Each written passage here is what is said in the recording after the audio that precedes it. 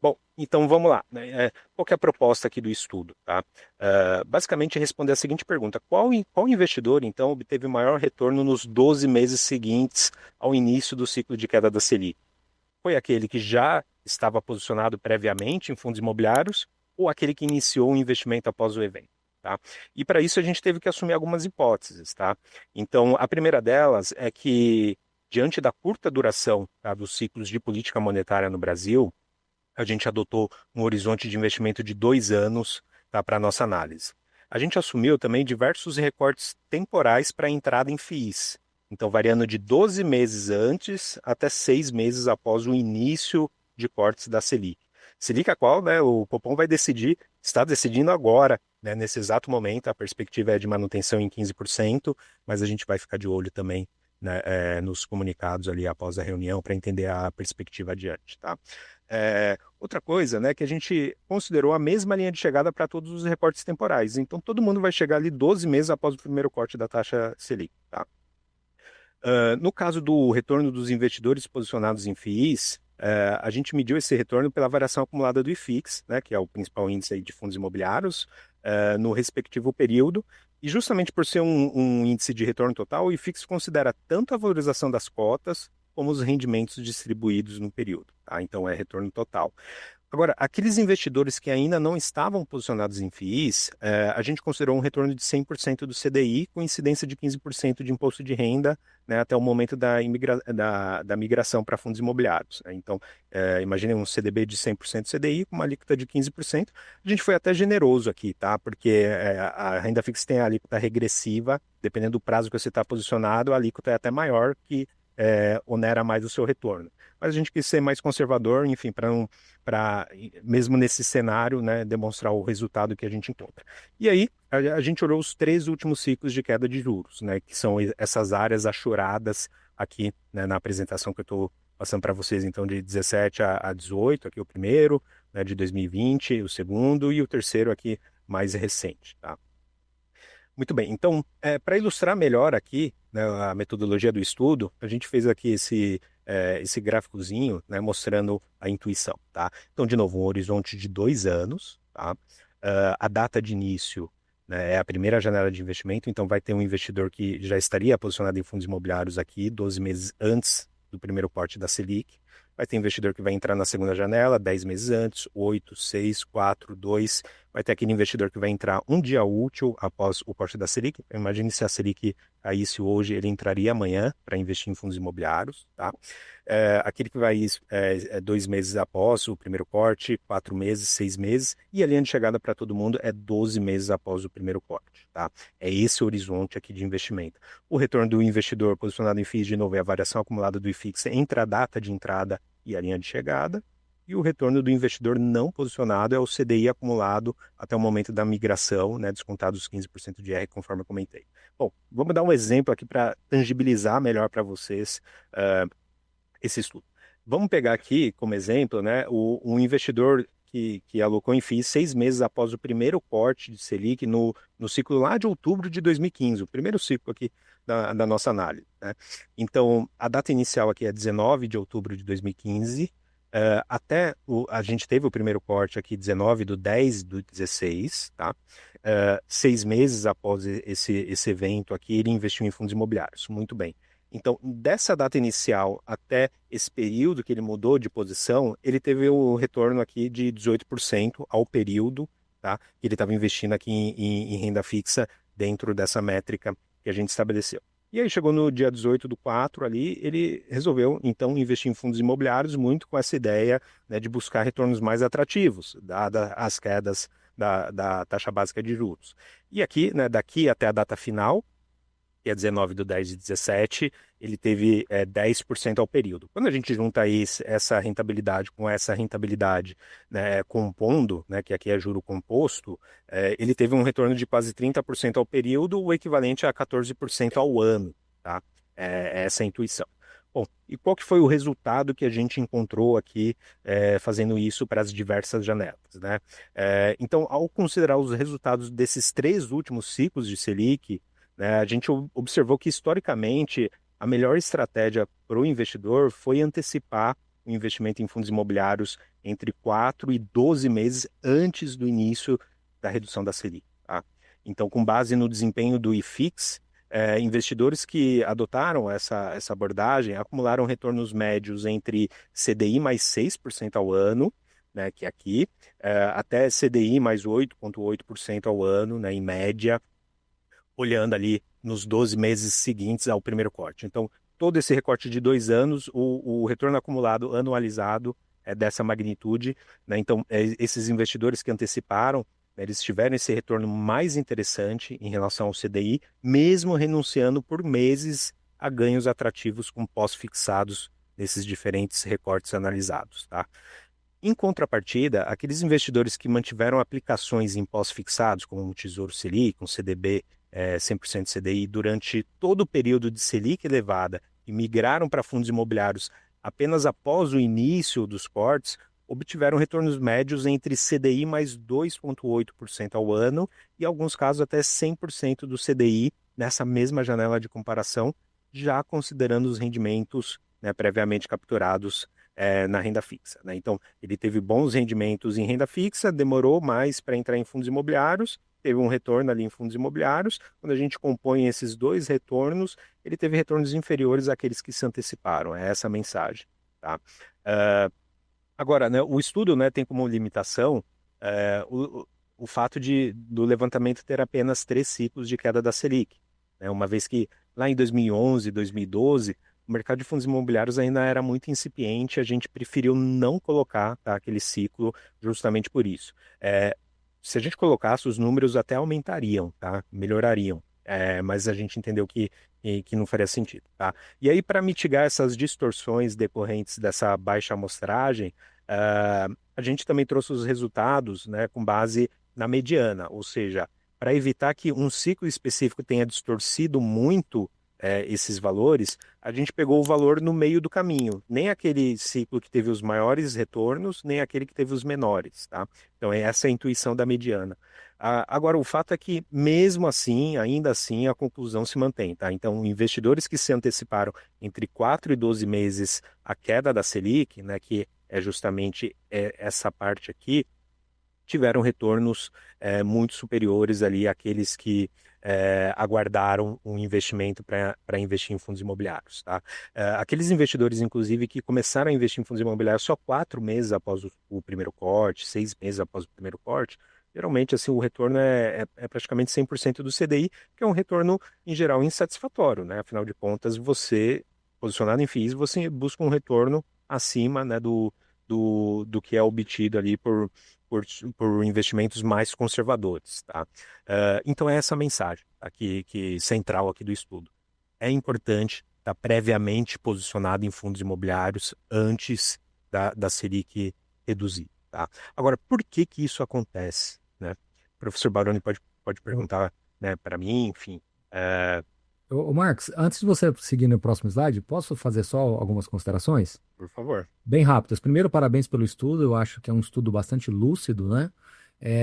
Algumas considerações. A primeira consideração é aquela velha máxima que o timing não supera o juro composto, né? O investidor, pessoa física em geral, que insiste nessa questão de fazer timing, ele pode correr um risco de ficar sempre com o chamado pé trocado. Ele sempre pode estar não aproveitando as melhores oportunidades, né?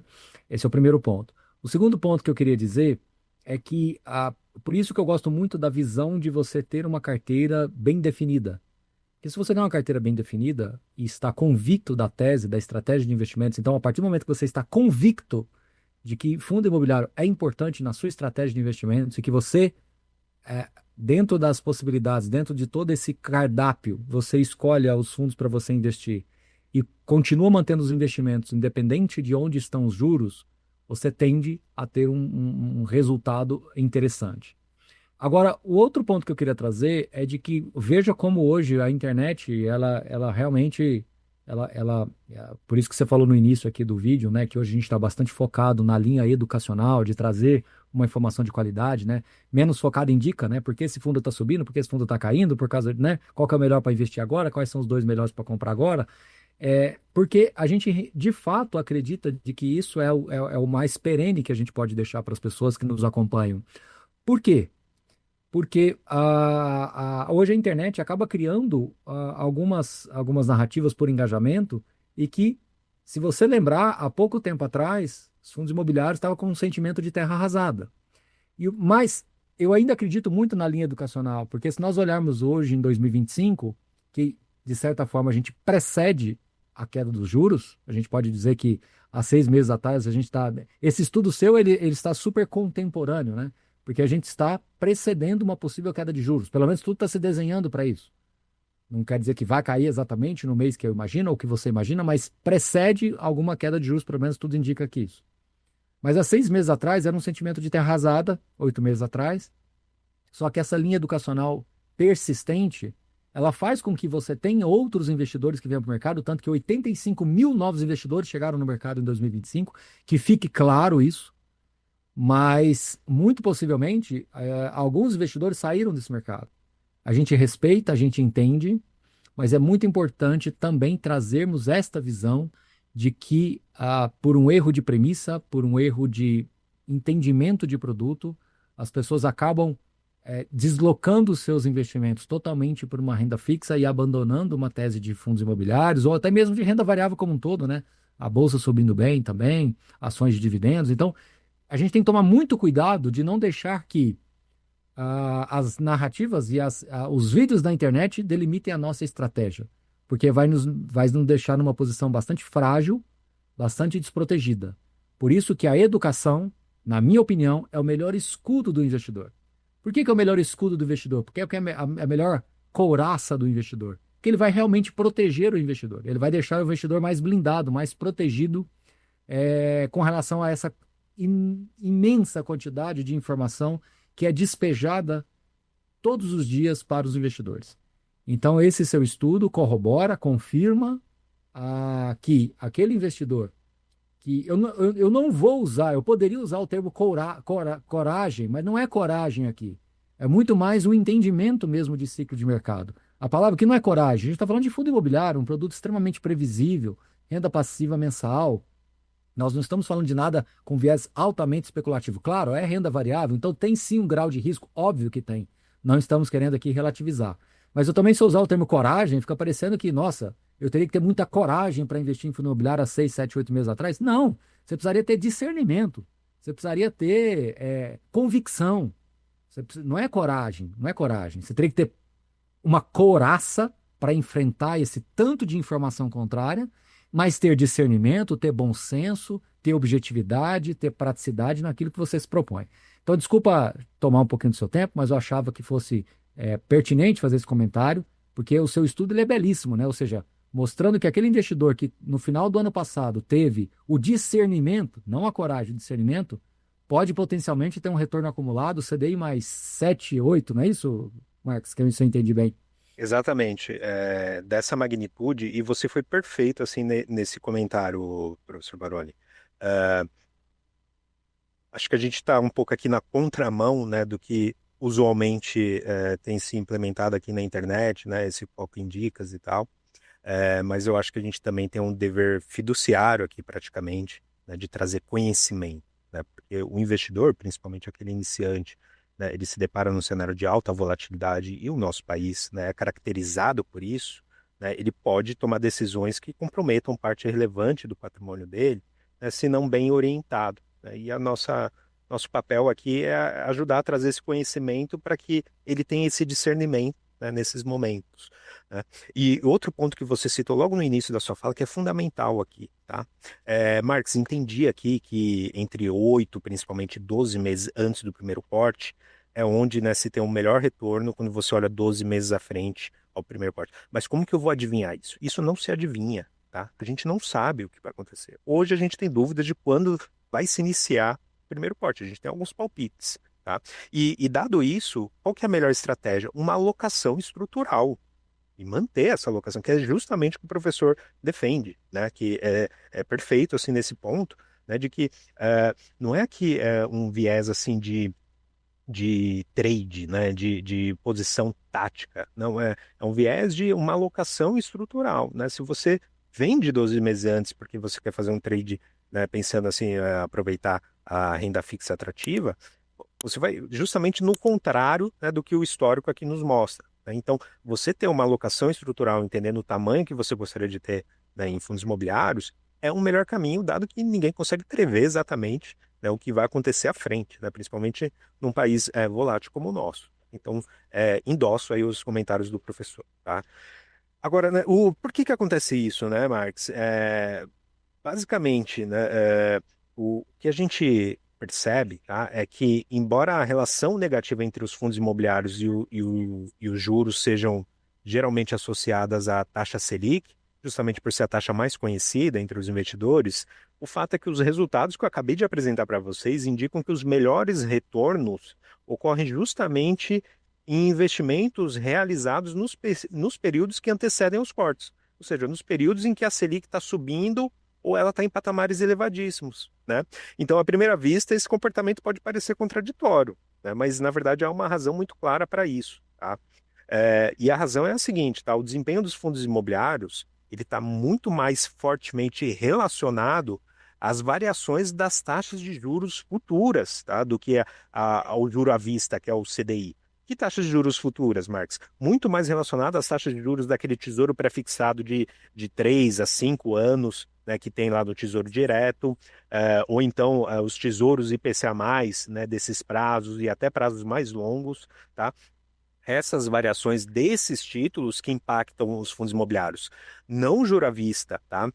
E aqui esse gráfico, né, no canto superior direito, deixa bem claro assim, essa relação, né? Então a gente percebe lá embaixo que existe uma relação negativa, então de fato quando o juro sobe em geral, né, o IFIX aqui, né, representando os fundos imobiliários, tende a ter uma queda, tá? Mas no CDI essa relação ela é muito fraca, e à medida que você sobe os prazos de vencimentos dos títulos, essa relação negativa vai aumentando, né? Justamente porque esses títulos são os que impactam, influenciam a indústria de fundos imobiliários. Aqui em específico, tá, eu só trouxe taxas pré-fixadas, justamente porque a gente está falando muito aqui de taxa Selic, enfim, política monetária. Mas se a gente colocar aqui também os tesouros IPCA+, ou NTN-Bs, essa relação é ainda maior conforme o prazo aumenta, tá? É importante fazer essa observação.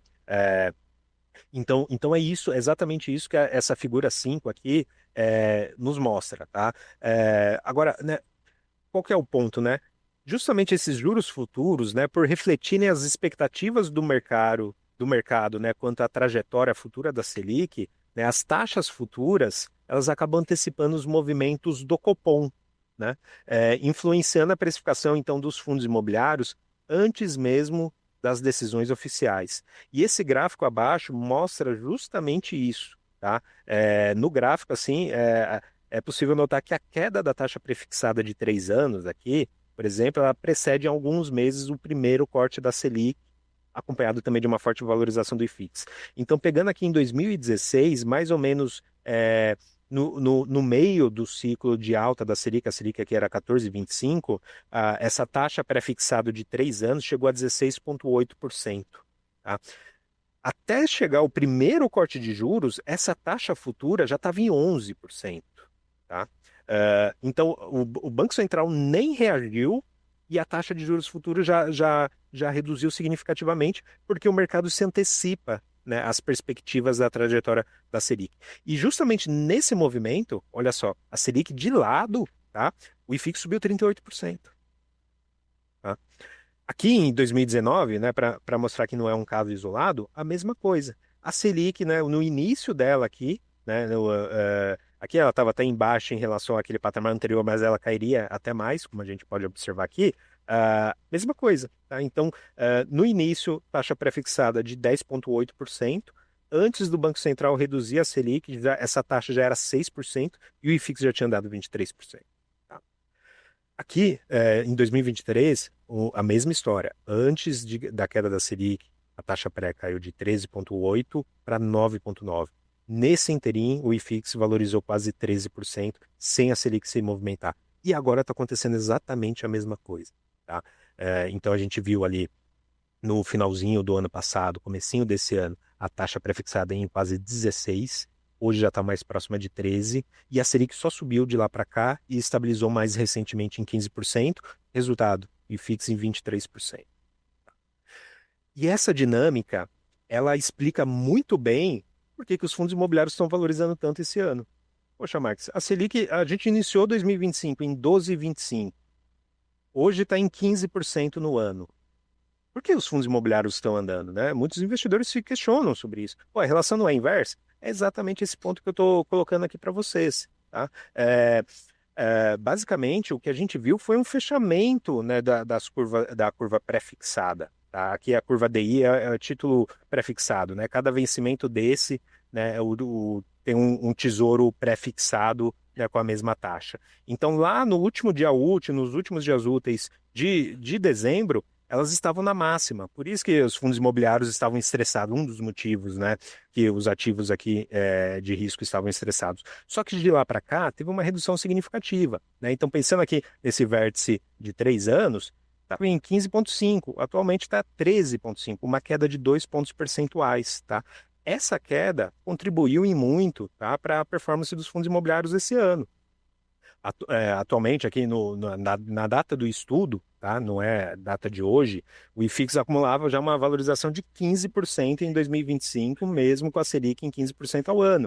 E isso deu o equivalente a 133% do CDI acumulado no ano, né? Então, ora, uma Selic fenomenal, todos nós concordamos aqui, e a gente não está advogando para não investir em renda fixa. Eu, pessoalmente, tenho dinheiro também em renda fixa.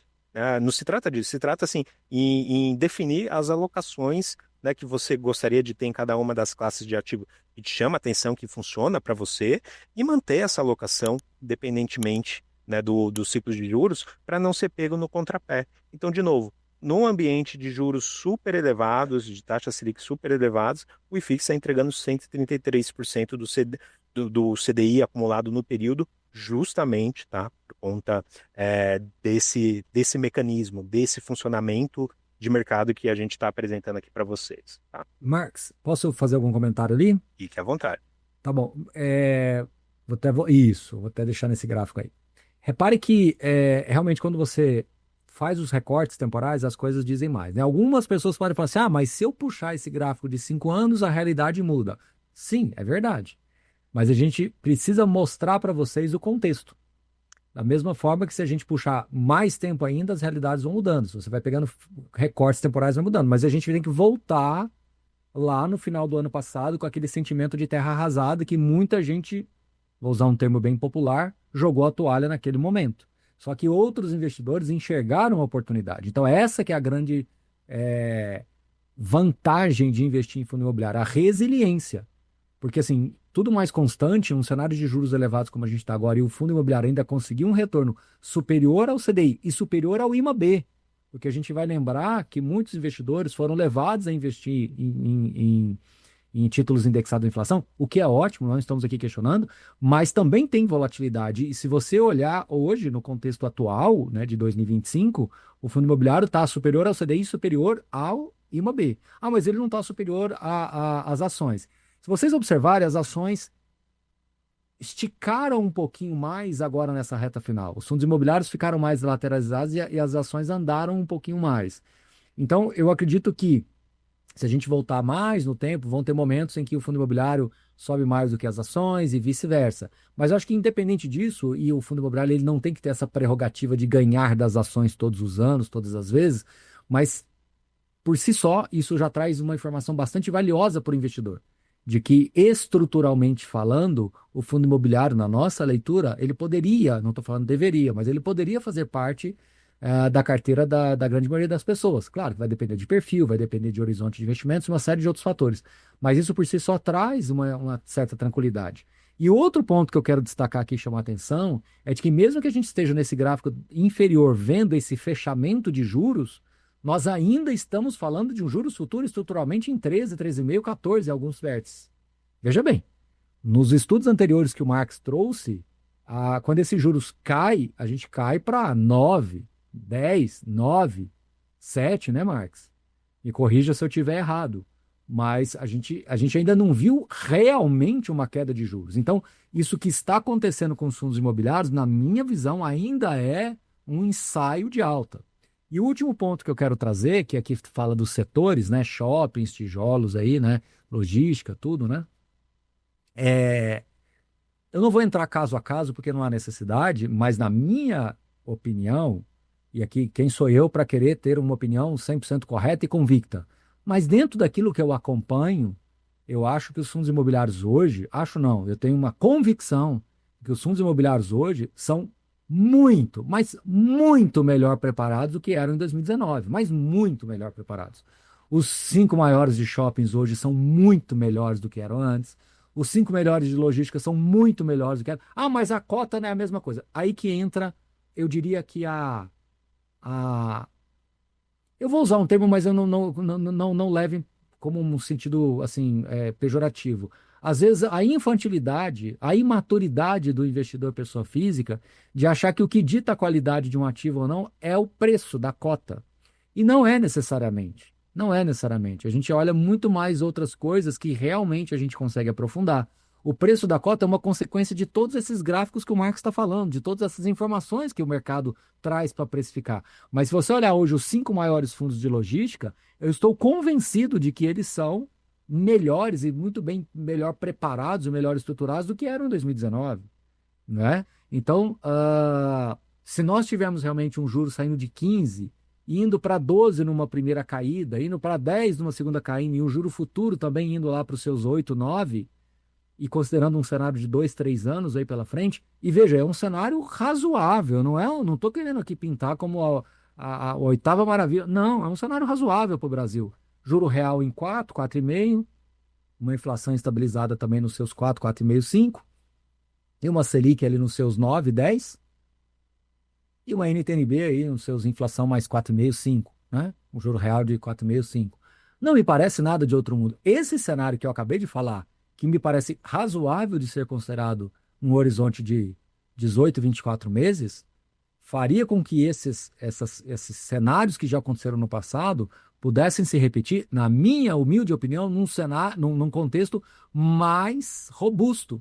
Por quê? Porque os fundos estruturalmente estão mais robustos. Eu acho que nesse ciclo de 5, 6 anos que foram desafiadores para as cotações, os fundos melhoraram muito. Você tem hoje uma seleção natural muito mais sofisticada. Você tem hoje 20, 30, 40 maiores fundos imobiliários que têm hoje uma história muito mais, eu diria assim, não só interessante, mas mais é, recheada de indicadores que afirmam, que confirmam, que ratificam a qualidade do portfólio, tá? Mas as pessoas, e aqui eu concluo, Marcos, as pessoas acabam norteando o que é bom, o que é ruim, pelo valor da cota, pelo valor da cota. E que, na minha visão, é uma análise mais do que rasa, mais do que superficial, mas ela é completamente descontextualizada com tudo isso que está na tela aí para o pessoal.